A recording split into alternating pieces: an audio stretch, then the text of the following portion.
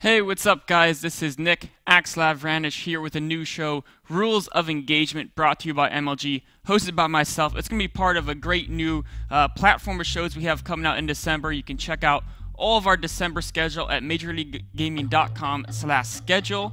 But on to Rules of Engagement, it's going to be an analysis show. What's going to be really, really cool and unique about it, first of all, I'm going to be doing it, which is pretty cool and unique. But then beyond that, cool and unique for myself at least. What it's going to be, it's not going to be just like going through a replay and just kind of stream of consciousness talking about what I think is going on. Each episode is going to have a specific focus to it. And so there's going to be an episode that's talking about maybe how to contain your opponent. And we're going to say, we're going to talk about what situations is it smart to do, what situations is it not smart to do, really kind of breaking down these tactical concepts so that they'll be helpful to you in every game you play, no matter what race, what matchup, etc. Every day is also going to have a unique theme. So for Rules of Engagement, Mondays, we're going to have Talking Tactics. That's where we look at pro-level play and really kind of break it down and see what tactics the pros use, why it was so useful in that particular circumstance, and how you could use it in other circumstances in your games. Tuesday, we have Developing Fundamentals. This show is going to be way more catered to the beginner audience. It's going to start for really focused at people who've played maybe the single player, they know what the units do, but they haven't really played much multiplayer, and they jump into that ladder game, and all of a sudden they have a Nexus and 6 probes, or a hatchery and 6 drones, and they have no idea how to start playing the game from that point. So it'll start at the very, very basics, and it'll build up and up and up throughout the month until we can kind of get a nice little platform for all those beginner players. Wednesday, we've got Mechanics of the Bazaar. This is going to be where we really look at some crazy, some cool, some fun, some unique builds, but it's going to be a little bit different from your standard let's see some crazy shit type games, because we're only going to look at the crazy stuff coming from the pros. And so I'm going to say, why did the pro do this build? Why is it not used commonly? In this circumstance, was it a good choice? Did it work? And maybe could it work more commonly in the future if he practices it more, or if the metagame changes just a little bit? Thursday, we have Community Critique. This is going to be similar to Talking Tactics, where we really just look at tactics used in games, except instead of pro games, we're going to look at community games. Those, you can send them your replays at MajorLeagueGaming.com/replays. We'll check them out. We might put your replays up there, but be warned, we might point out some of those mistakes that you don't want to know about. So all these shows will start at 5 p.m. Eastern Time. Today, we're going to start with Monday, Talking Tactics. Let's give you a quick breakdown of what we're going to be doing today on this show. We're going to start off with a PvZ build. It's going to be about timing attacks, and we're going to look at how to react to a timing, Su versus Rain on Ohana. Then we're going to go up to setting up a contain in a Terra Mirror, Fantasy vs. Major on Daybreak. Our next tactical idea I want to talk about is game deciding engagements, how to handle them, etc. so forth. Rain vs. Nanoa on Ohana. Then at the end, we're going to do a Q&A. So throughout this entire episode, any questions you have, shoot them over to me at ISAxelav. The last few minutes of the show, we're going to look and see some of those and answer them. And hopefully, if there's anything that, I kind of glossed over a little bit, you want more clarification on, you think I didn't cover it sufficiently, shoot that over and we'll get to it at the end of the show. Without further ado, let's get into the first game, Su vs. Rain, reacting to a timing over here on Ohana. So there's 3 very important concepts to react to a timing. The first one is you have to scout the timing. The second one is delay the timing. The third one is pick where to engage. So we're going to break down these 3 concepts, how Su does it versus Rain. Starting into the game here, we're going to jump right in to the 7:30 mark. Early part of the game is whatever, normal Zerg opening, nothing too special or important, but 7:30 is where Su begins to suspect that Rain might be going for a timing. How does he suspect this? His Overlord walks into the base, it sees the Nexus is not producing any probes. Very, very important concept of scouting.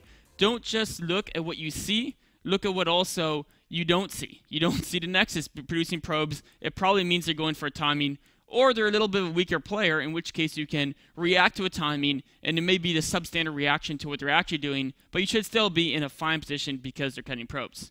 The other thing we have to note is that he also has noticed that Rain took all his gases. This means it wasn't an early warp gate timing, and because of this, we can look at his production tab. He got lair before Zerging speed. As long as your opponent's not going for a warp gate rush, you can get the lair first, and that allows you to get a faster roach speed, and you'll still get the Zerging speed in time before your opponent can push out, because they're investing in gas early and not units. So this is where he scouts the timing, or begins to suspect the timing happens. Now, he needs to confirm it for sure. We're just going to fast forward the replay up just a little bit to where he finally confirms it. As soon as the layer finishes, he makes an overseer. Overseer jumps in here. Boom. Changeling sees. Actually, I went up a little bit too fast for you guys. Sorry, let's check this out again in a little bit slower speed. So Overseer is going to come in here. Drops the Changeling. Changeling runs in. Here we go. He scouted timing. He knows Immortal Sentry timing, okay? That's step one. He scouted timing. Now he wants to delay the timing because this whole build is designed to hit a specific point.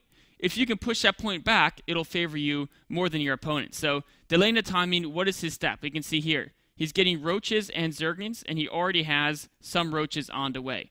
And this is very, very important. The reason he has these roaches out here already, you could say he just got it for sure now, but back at 7:30, he strongly suspected it was a Tech 2-based timing, so he wanted to get units out at this specific moment in time to delay the timing. He got the roaches first. If we look at the unit count, we can see 5 roaches, 18 zerglings. So it's more roach heavy. I mean, of course, 18 is bigger than 5, but per cost, a little bit more roach heavy early. And then we see 20 speedlings being made afterwards. So he gets the roaches first, then he rallies into speedlings. That's because roaches are slower, so you got to get them across the map faster. And you're like, wait a minute, why is he trying to get his units across the map? The reason is because he doesn't want to kill Rain. He's obviously not going to try to walk up and kill a 2-base Protoss. What he wants to do is he wants to delay the timing, and this is done by threatening a counterattack and threatening to attack the force before it's ready. So if you fast forward just a little bit more, we can see where that point's right here. Okay. Right here, Rain's starting to push out, and Su's already threatening to counterattack. His forces are here. Rain wants to actually move out here at the 9:15 mark. He wants to just march this small little army right across the map and go and attack Su. But he can't do that right now because, one, if you look through Rain's point of view, all he sees, he saw a few Zerglings here. He doesn't know how many are around there.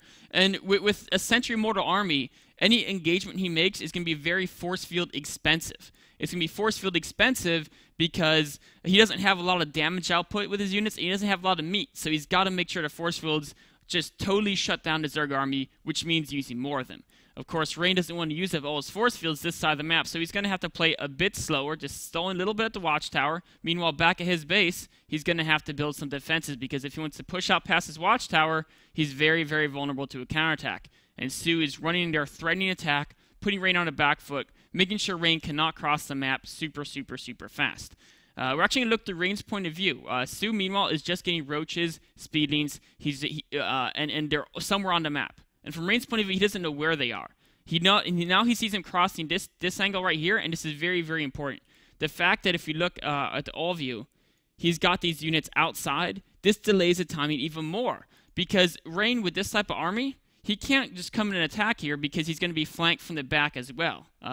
He knows there's armies behind him. Trying to head in here with this amount of defense plus a flank would be very, very, very deadly. He's got to wait for some more Stalkers or Zealots so that he can force field one side while he fights the other side of the army straight on. So he's got to wait for a few more Warpins. There's the Warpin rounds coming there. Probably a few more will happen in just a second. And he's got to wait for a little more units, and then he also has to decide where he wants to engage. Step 1, he scouted timing. Step 2, Su delayed the timing. It's 10:20. Rain would have liked to hit more about a 9:40, 9:50 timing. 10:20, it's a little bit slow for him. Then step 3, now Su's got to choose where to engage. There's a pretty important concept, and that's if your opponent decides when they're going to attack, then you should be able to decide where the battle takes place. Rain says, I want to attack now. It's a 2-base timing.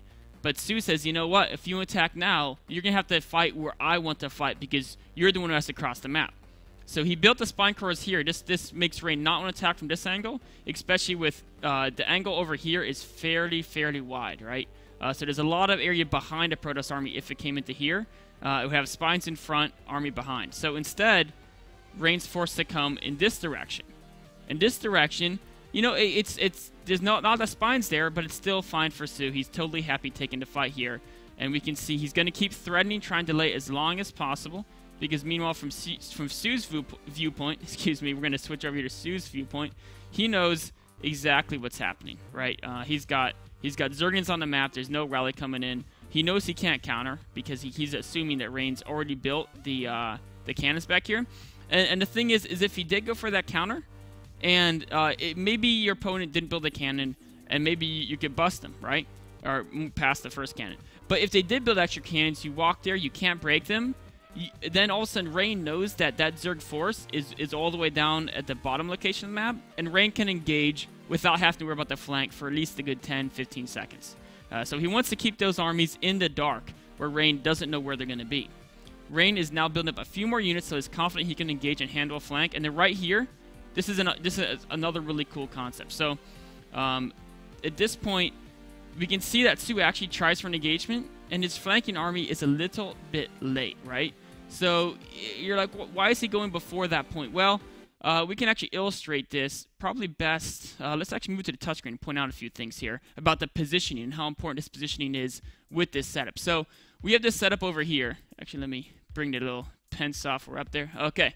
The setup's here, and if, let's say you're saying he should not have engaged here, he should have backed up, waited for his reinforcement army over there to get just a little bit closer so he can hit at the same time.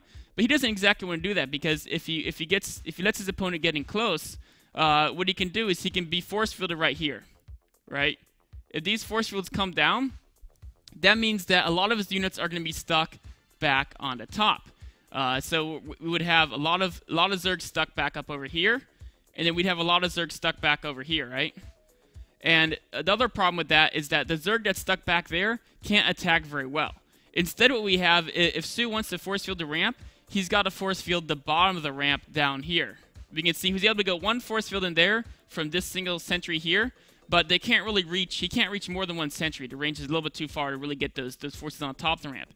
And if the Zerg units are, instead of being, as we saw up there, if instead they're actually, let's switch to a different color so you can see where he wants to have them. If instead they're right here, all of a sudden this fire arc can attack an angle down here, which kind of supports this whole choke point, right? This is the area where he wants to defend. He wants to make sure his units can always attack that angle. So that's why he had to engage just a little bit earlier, and we can see it's actually worked out pretty well. There's a couple options Rain has here now. Rain can either force field off the entire army and just trap it, but then he doesn't actually know where that flanking army is. If he force fields off the majority of the Zerg forces, he can get stuck in a pretty bad angle. Instead, actually, let's get back to replay and see what he chooses to do. So we can see what Rain actually chooses to do here is he puts a few force fields out, but he doesn't commit to chopping off the whole army, right? He just threw a few down here. And what this means is that Su makes a split-second decision not to flank with his backing up force because he didn't get too many units stuck here. If there was a large army that was stuck on this side of the force field, of course he would have to hit with this army that was already in motion, ready to flank, right? But because the force fields didn't cut off quite that many, Rain didn't put them a little bit further back and get the full sweep, then he decides not to flank. Of course, if Rain did get the full sweep of force fields, he would be vulnerable to reinforcements from here. It'd be another 2 force fields on the ramp, and then he'd also have to do some more force fields down there. He used a ton of force fields, and Su could probably back away with a good chunk of his forces. So Su's going to back away and wait for more time. Every second that passes, Su's reinforcements are very, very, very significant. +1 weapons is actually going to finish. I mean, Su's almost max now, and it's 1109, and he's been losing units, right? He lost a bunch of Zergings early on, trying to delay the timing down there, and then of course he just lost a few more units over here. So now he's letting Rain get a little bit closer, and I mentioned this is probably not the best position to let your opponent get in earlier. But here, he doesn't have as much choice because these force fields are already laid out there, and that really prevents him from zoning his opponent. So he said he's going to let him get a little bit closer, but that's okay because now he can attack some guys from the high ground. Rain is afraid of the high ground, knows he does not have enough force fields to deal with it, has to back down a bit, and it's just a massive, massive surround from every single angle. Spine Corps even come in there a little bit too far back, but with this type of play, Rain is totally shut down. I mean, it looks like Rain can maybe hold this off, but he's running lower in force fields. His sentries are being picked off. And if we just fast forward through the battle here, he gets cleaned up without too much of a problem with the next reinforcement wave. Right there's a few more zealots. And one last thing I want to point out here, Rain makes a desperation play to try to force field the main. And look at how quickly Su reacts by putting Spine Corps back here. These Spine Corps will get up. Rain can't send units back there to kill them because he's got to hold this ramp here, and he's got to worry about rally units. If his army's here, the rally units will instantly fight him from multiple angles. He's got to keep it back here. So Su quickly realizes he made it to a Spine Corps, starts building them. It turns out he doesn't actually really need them. I mean, he's got plenty of roaches that are rally out here and deal with this army without a problem. And then from here, he's got so much map control, so much position. he's pretty much guaranteed to win. Not really much Rain can do from here. Down 70 food with 2 bases versus 3 Zerg. And so this has been an example of the 3 steps to really deal with the timing. And the cool thing about this is that it applies to any type of timing. If you're a Zerg playing against a T-Rex in Terran, you scout the T-Rex, then you delay the T-Rex. How would you do this? Maybe you make sure a bunker can't get up without Marine support, so you send 3 drones down to early to pick at that bunker. First Marine comes, you send 6 drones. You delay that actual bunker rush until they have 3 Marines out. By then you have Zerglings, you can pick your engagement and engage. A similar thing, if you're worried about, the max roach timing as a Protoss player. You scout the timing with your Phoenix or your Observer. You delay the timing. Maybe you use Phoenixes to pick up Queens to hurt their injects. Maybe you do some more Prism Harass. There's a lot of different options to delay the timing. And then you pick where to engage. Of course, Protoss versus Zerg beyond a defensive, you just make sure you have really good walls and they have to engage into your walls. So the 3 steps to scouting, reacting to a timing, laid it out there. Hopefully you guys can use this for whatever timings you run into. We're going to go to a quick commercial break, and then we'll be back with dealing with contains.